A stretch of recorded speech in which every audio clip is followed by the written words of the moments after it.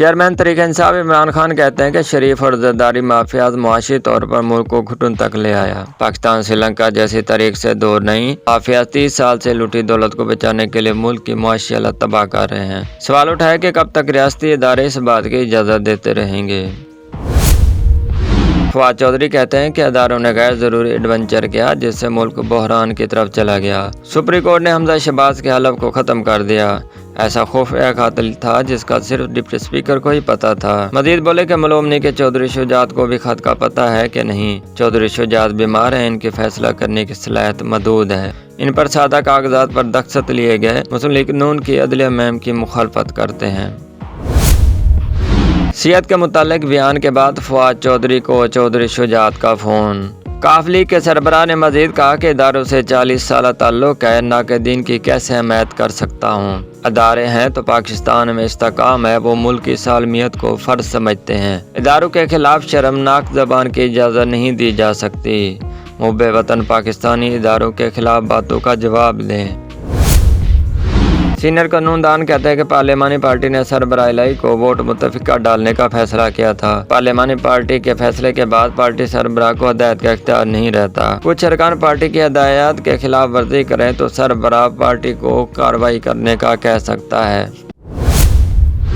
صدر عارف علوی نے ملک میں نئی حکومت بنانے کے لیے ٹوئٹر پر تجویز دے دی۔ صدر عارف علوی نے ٹوئٹ میں کہا کہ ملک ایک امتحان سے گزر رہا ہے جس میں جمہوریت، میڈیا اسٹیبلشمنٹ حکومت بنانے کے لیے مل کر کام کریں۔ ایسی حکومت تشکیل دی جائے جو پاکستان کی عوامی امنگوں کے مطابق ہو۔ جمہوریت کو مفاد پرستوں کے ہاتھوں بلیک میل نہیں ہونے دیں گے اور نہ ہی حمزہ شہباز شریف کی پوزیشن خطرے میں ہے۔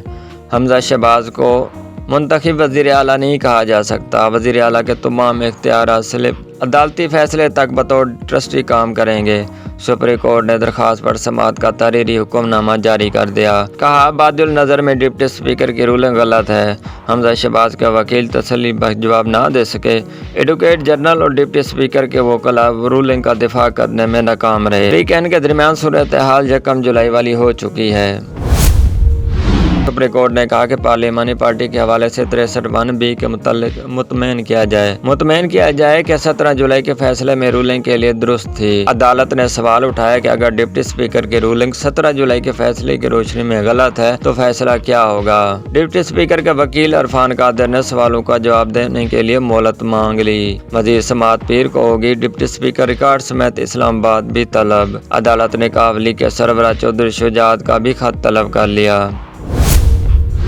آرٹیکل 63(a) پر سپریم کورٹ بار کی درخواست فل کورٹ بینچ سنے۔ سعد رفیق کا لاہور میں لبرٹی چوک پر یوم یکجہتی جلسے سے خطاب۔ بولے حکومت کو دھکیل کر نکالا گیا تو الیکشن نہیں آنے دیں گے۔ پروجیکٹ عمران خان کے سلط کر آج بھی اداروں میں سرگرم ہیں۔ لوگ نیوٹرل ہونے کو تیار ہی نہیں۔ نتیجہ ان سے متصادم فیصلے ہیں۔ مسلم لیگ نون کے رہنما عطا تارڑ نے کہا کہ اگر فیصلہ درست نہ آیا تو نہیں مانیں گے۔ توشہ خانہ، بنی گالہ، فراگوگی کا پہلے حساب دیا جائے۔ بہت ہو گیا یک طرفہ فیصلے نامنظور۔ مریم نواز کی سپریم کورٹ کے فیصلے پر تنقید۔ کہا اگر زور دھمکی دباؤ میں آ کر بار بار ایک ہی بینچ سے مخصوص فیصلے کرنے ہیں، اگر اپنے ہی فیصلے کی نفی کرنی ہے، سارا وزن ایک ہی پلڑے میں ڈالتے ہیں تو ایسے یک طرفہ فیصلوں کے سامنے سر جھکانے کی توقع نہ رکھیں۔ انتشار عدم استحکام اس فیصلے سے شروع ہوا جس میں عین کی منمانی کی تشریح کی گئی۔ اپنی مرضی سے ووٹ دینے والوں کے ووٹ نہ گننے کا حکم جاری ہوا۔ لاڈلے کو پھر فائدہ پہنچانے کے لیے اب نئی تشریح کی جا رہی ہے۔ رہنما P T I Asad Umar کہتے ہیں کہ مریم نواز اس عدالتی فیصلے پر برہم ہیں۔ اس فیصلے سے لوٹوں کی سیاست دفن ہوتی ہے۔ انہیں وہ وقت یاد آ رہا ہے جب ضمیروں کی بولی لگتی تھی اور جمہوریت خریدی جاتی تھی۔ ڈپٹی اسپیکر کی رولنگ خلاف آئین ہے اور معاملہ جلد واضح ہوں گے۔ عدالتی فیصلے کے بعد عمران خان کال دیں گے۔ فریق حبیب بولے عرفان قادر کا عدالت میں جواب تسلی بخش نہیں تھا۔ حمزہ شہباز کا 1 جولائی کا اسٹیٹس بحال کیا گیا۔